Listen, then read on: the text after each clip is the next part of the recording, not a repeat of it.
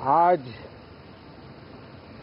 सावन का पहला सोमवार है। इस पवित्र दिवस पर एक महत्वपूर्ण सत्र का प्रारंभ हो रहा है और सावन के इस पहले सोमवार को मैं देशवासियों को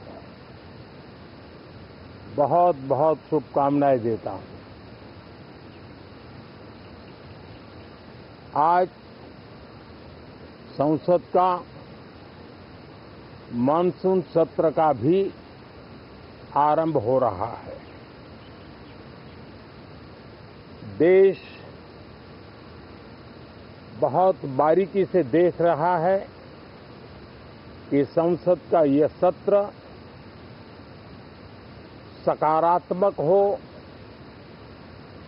सृजनात्मक हो और देशवासियों के सपनों को सिद्ध करने के लिए एक मजबूत नींव रखने वाला हो। साथियों,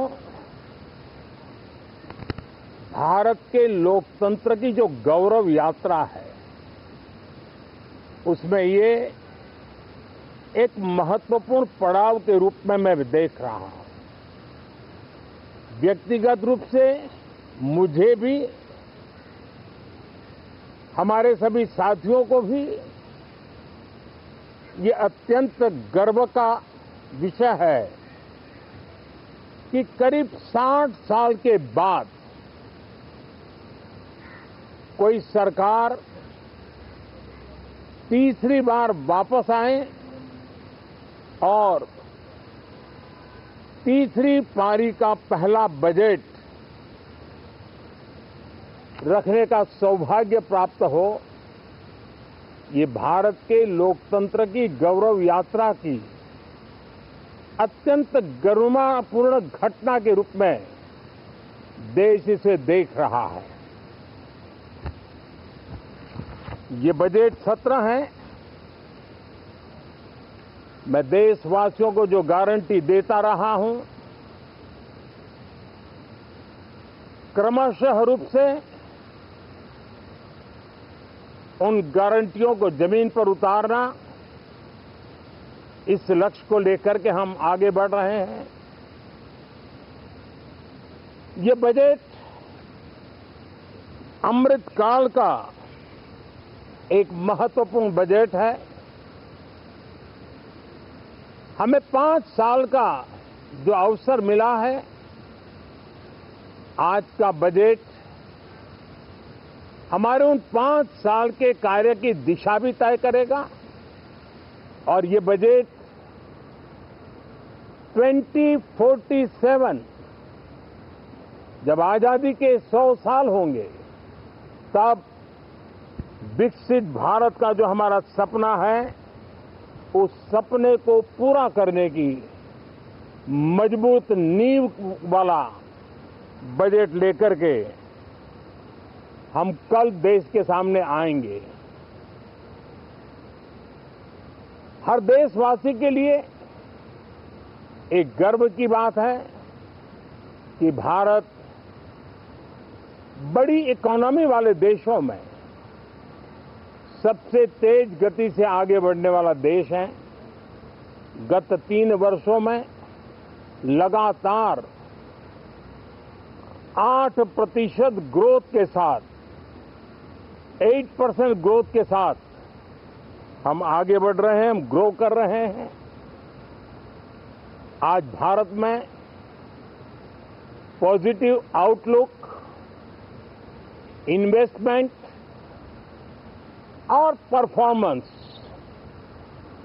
एक प्रकार से अपॉर्चुनिटीज की पीक पर है। ये अपने आप में भारत की विकास यात्रा का एक अहम पड़ाव है। साथियों, मैं देश के सभी सांसदों से किसी भी दल के क्यों न हो, मैं आज आग्रहपूर्वक कहना चाहता हूं कि हम गत जनवरी से लेकर के हम लोगों के पास जितना सामर्थ्य था, उस सामर्थ्य को लेकर के जितनी लड़ाई लड़नी थी लड़ ली। जनता को जो बात बतानी थी बता दी। किसी ने राह दिखाने का प्रयास किया, किसी ने गुमराह करने का प्रयास किया,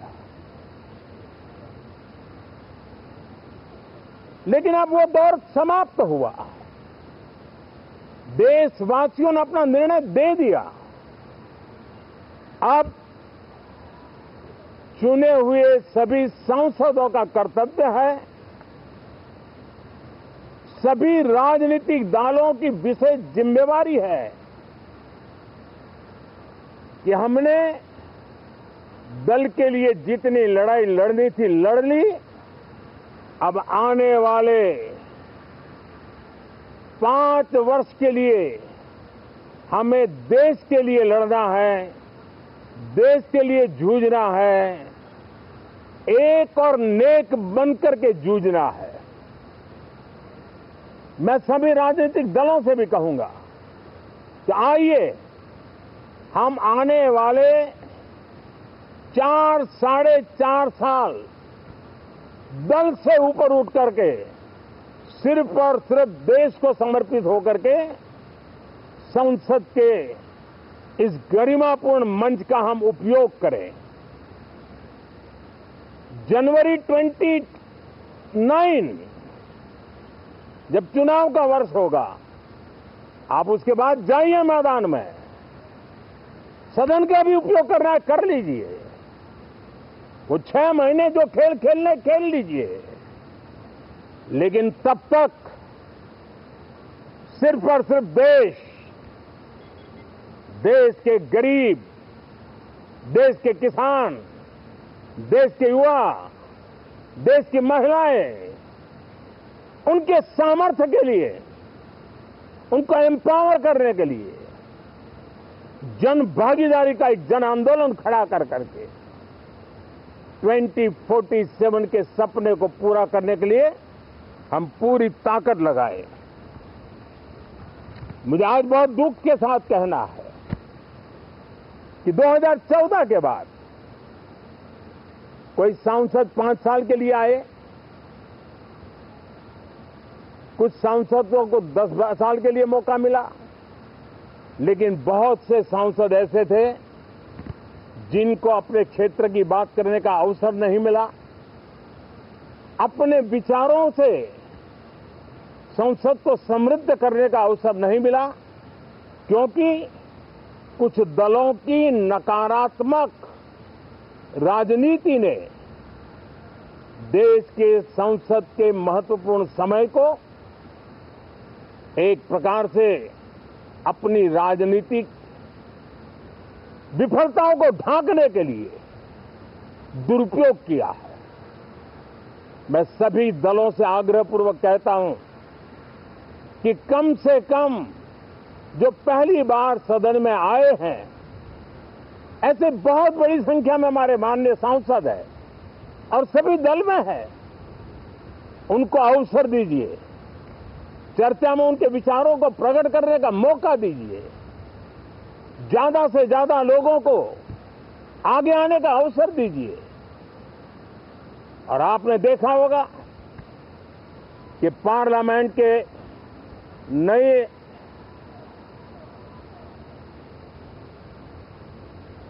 संसद गठन होने के बाद जो पहला सत्र था, 140 करोड़ देशवासियों ने बहुमत के साथ जिस सरकार को सेवा करने का हुक्म किया है देशवासियों ने, उसकी आवाज को कुचलने का और लोकतांत्रिक प्रयास हुआ। 2.5 घंटे तक देश के प्रधानमंत्री का गला घोंटने का, उनकी आवाज को रोकने का, उनकी आवाज को दबाने का लोकतांत्रिक परंपराओं में कोई स्थान नहीं हो सकता है और इसका कोई पश्चाताप तक नहीं है, दिल में दर्द तक नहीं है। मैं आज आग्रहपूर्वक कहना चाहता हूं, देशवासियों ने हमें यहां देश के लिए भेजा है, दल के लिए नहीं भेजा है। ये सदन दल के लिए नहीं, ये सदन देश के लिए है। ये सदन संसदों तक की सीमा तक नहीं है, 140 करोड़ देशवासियों की एक विराट सीमा करके ये लिए है। मैं विश्वास करता हूं कि हमारे सभी माननीय सांसद पूरी तैयारी के साथ चर्चा को समृद्ध करेंगे। कितने ही विरुद्ध विचार होंगे, विरुद्ध विचार बुरे नहीं होते हैं, नकारात्मक विचार बुरे होते हैं। जहां सोचने की सीमाएं समाप्त हो जाती है, देश को नकारात्मकता की जरूरत नहीं है। देश को